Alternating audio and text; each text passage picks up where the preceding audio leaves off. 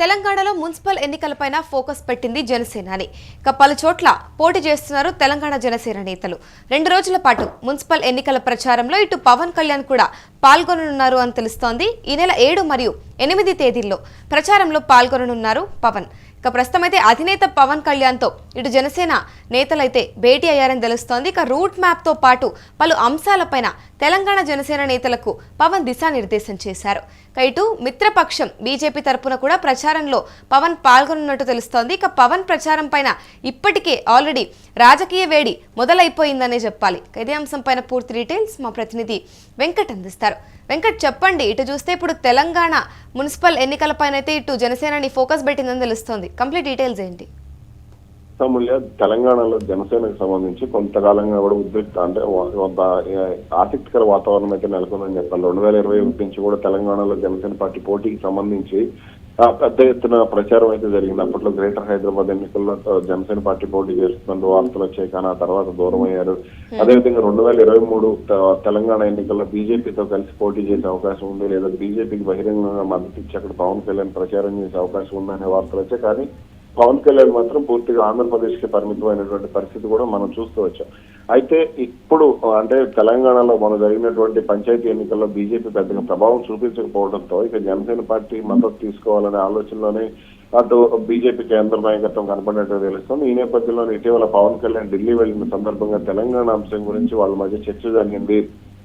ఏం చేయాలి, ఎలా ముందుకు వెళ్ళాలనే దానికి సంబంధించి అమిత్ షా, కేంద్ర హోంమంత్రి అమిత్ షా చర్చించినట్లుగా కూడా వార్తలు వచ్చాయి. ఆ తర్వాత నుంచి కూడా తెలంగాణలో జనసేన పార్టీ ప్రచారం చేయడంతో పాటుగా కొన్ని స్థానాల్లో పోటీ చేయాలి, అంటే బీజేపీకి ఇక్కడ జోష్ తీసుకొచ్చే విధంగా ఇక్కడ సహకరించాలనే ఆలోచనలో కూడా జనసేన పార్టీ వ్యవహరిస్తున్నట్టు తెలుస్తుంది. ఈ నేపథ్యంలోనే రేపు ఎల్లుండి తెలంగాణలో ఎన్నికల ప్రచారంలో పవన్ కళ్యాణ్ పాల్గొంటారు. దీనికి సంబంధించి ఇప్పటికే మున్సిపల్ ఎన్నికల ప్రచారంలో పవన్ కళ్యాణ్ పాల్గొంటారు. ఈ నేపథ్యంలోనే అక్కడ రూట్ మ్యాప్ కు సంబంధించి ఇవన్నీ కూడా పూర్తి చేయడం జరిగింది. అదేవిధంగా ఏ జిల్లాల్లో అంటే ఈ ఉమ్మడి జిల్లాతో పాటుగా అన్ని ఆంధ్రప్రదేశ్ సరిహద్దుల్లో ఉన్నటువంటి జిల్లాలు, అదేవిధంగా మెదక్ జిల్లాలో కూడా పవన్ కళ్యాణ్ కొంత ప్రచారం చేసే అవకాశం ఉండవచ్చు అనే ప్రచారం అయితే జరుగుతోంది. ఎందుకనంటే అక్కడ భారత రాష్ట్ర సమితి ఎక్కువగా ప్రభావం చూపించింది. అదేవిధంగా మహబూబ్ నగర్ జిల్లా, ఆంధ్రప్రదేశ్ ఆనుకున్నటువంటి మహబూబ్ నగర్ జిల్లాలో కూడా కొంత పవన్ కళ్యాణ్ ప్రచారం చేయాల్సిన అవసరం ఉంది అనేది కూడా అక్కడ వినపడుతున్నటువంటి అభిప్రాయం. అదేవిధంగా ఉమ్మడి ఖమ్మం జిల్లాలో కూడా పవన్ కళ్యాణ్ తో కొంత ప్రచారం చేయిస్తే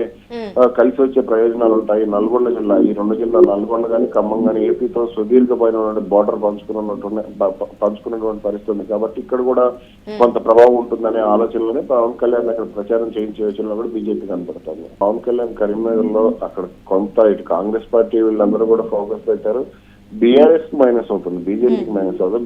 బీఆర్ఎస్ కి మైనస్ అవుతుంది. బీఆర్ఎస్ ఖచ్చితంగా మెదక్ జిల్లాలో కూడా కొంత ఇబ్బంది పడే వాతావరణం కనపడుతుంది. ఎందుకంటే సిద్దిపేట జిల్లాతో కొంత హరీష్ రావు కానీ, లేదా సిరిసిల్ల జిల్లాలో కేటీఆర్ కానీ, అదేవిధంగా ఇటు మాజీ సీఎం కేసీఆర్ కానీ వీళ్ళందరికీ కూడా అక్కడ పూర్తి స్థాయిలో బలం ఉంది. కాబట్టి అక్కడ పవన్ కళ్యాణ్ ప్రచారం చేస్తే ఎంతో కొంత ప్రభావం చూపించే అవకాశాలు అయితే ఉంటాయి. అదేవిధంగా నిజామాబాద్ జిల్లాలో కూడా పవన్ కళ్యాణ్ కొంత ప్రచారం చేస్తే బీజేపీకి మరింత అదనపు బలం వచ్చే అవకాశం ఉంటుంది. ఇక ఇటు మహబూబ్ నగర్ జిల్లా, నల్గొండ, ఏదైతే ఆంధ్రప్రదేశ్ ఆనుకుని ఉన్నాయో మహబూబ్ నగర్, నల్గొండ, ఖమ్మం జిల్లా, ఈ 3 జిల్లాలు తెలంగాణ ఆంధ్రప్రదేశ్ సరిహద్దును పంచుకున్నటువంటి జిల్లాలు. కాబట్టి ఇక్కడ ఈ 3 జిల్లాల నుంచి కనుక చేయగలిగితే మాత్రం ఖచ్చితంగా మంచి ఫలితం ఉండే అవకాశం ఉంటుంది.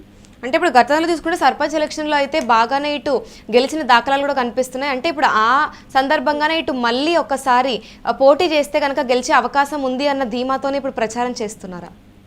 ఇక్కడ సర్పంచ్ ఎన్నికల్లో బీజేపీ ఎక్కువగా దెబ్బతిన్నటువంటి పరిస్థితి కనపడింది. అందుకని ఇప్పుడు పవన్ కళ్యాణ్ సహకారం అనేది తీసుకుంటున్నారు. మొన్న సర్పంచ్ ఎన్నికల్లో బీఆర్ఎస్ వర్సెస్ కాంగ్రెస్ గానే వాతావరణం కనపడింది. ఇక్కడ బీజేపీ మాత్రం ఫెయిల్ అయింది. అంటే ఎమ్మెల్యే స్థానాలు గెలిచిన చోట, ఎంపీ స్థానాలు గెలిచిన చోట కూడా వాళ్ళు ఫెయిల్ అయినటువంటి పరిస్థితి ఉంది. కాబట్టి ఇప్పుడు పవన్ కళ్యాణ్ రంగంలో దిగితే తమకు మరింత జోష్ వస్తుందనే ఆలోచనలోనే అటు బీజేపీ కేంద్ర నాయకత్వం కనపడినట్టు తెలుస్తుంది. అందుకని పవన్ కళ్యాణ్ పూర్తి స్థాయిలో రంగంలోకి దిస్తున్నారు. ఇక జనసేన పార్టీ కార్యకర్తలు వీళ్ళందరూ కూడా యాక్టివ్ అవుతున్నారు. మొన్న కొండగట్టుకు పవన్ కళ్యాణ్ వెళ్ళిన తర్వాత కూడా అక్కడి నుంచి కొంత తెలంగాణలో పవన్ కళ్యాణ్ రంగంలోకి దిగే అవకాశం ఉందనే వార్తలు కూడా వచ్చాయి. కాబట్టి ఈ పరిణామాలన్నీ కూడా తెలంగాణలో ఆ పార్టీని బలోపేతం చేసే దిశగానే అడుగులు వేస్తున్నట్టుగా కనబడుతుంది. ఫైనల్ గా ఇప్పుడు చూసుకుంటే మరి ఇటు జనసేనకి మరియు బీజేపీకి రెండింటికి కలిపి ఇటు పవన్ అయితే ప్రచారం చేయనున్నారని తెలుస్తోంది. మరి ఇప్పుడు కంప్లీట్ గా చూసుకుంటే జనసేనకి ఇది ఎంత ప్లస్ పాయింట్ అయ్యే అవకాశం ఉంది? ఎన్నికల్లో పోటీ చేయాలనుకున్నప్పుడు ఖచ్చితంగా ఇది ఏదైతే ఇప్పుడు వేయబోతున్నటువంటి పునాది ఏదైతే ఉందో అది ఖచ్చితంగా 2028 కానీ 29 ఎన్నికల్లో కానీ ఖచ్చితంగా ప్లస్ అవుతుంది. అదేవిధంగా గ్రేటర్ హైదరాబాద్ ఎన్నికలతో పాటుగా మరికొన్ని కార్పొరేషన్ ఎన్నికలు కూడా జరగనున్నాయి. ఇవన్నీ కూడా ప్లస్ అయ్యే అవకాశాలు కనపడతాయి. Right, thank you Venkat. తెలంగాణలో మున్సిపల్ ఎన్నికలపైన ఇటు జనసేన ఫోకస్ పెట్టిందని తెలుస్తోంది. పలు చోట్ల ఇటు తెలంగాణ జనసేన నేతలు పోటీ చేస్తున్నారు. 2 రోజుల పాటు మున్సిపల్ ఎన్నికల ప్రచారంలో ఇటు పవన్ కళ్యాణ్ పాల్గొననున్నారు. ఈ నెల 7 మరియు 8 తేదీల్లో ప్రచారంలో పవన్ పాల్గొనున్నట్టు తెలుస్తోంది. అధినేత పవన్ కళ్యాణ్తో ఇటు తెలంగాణ జనసేన నేతలు భేటీ కానున్నారు.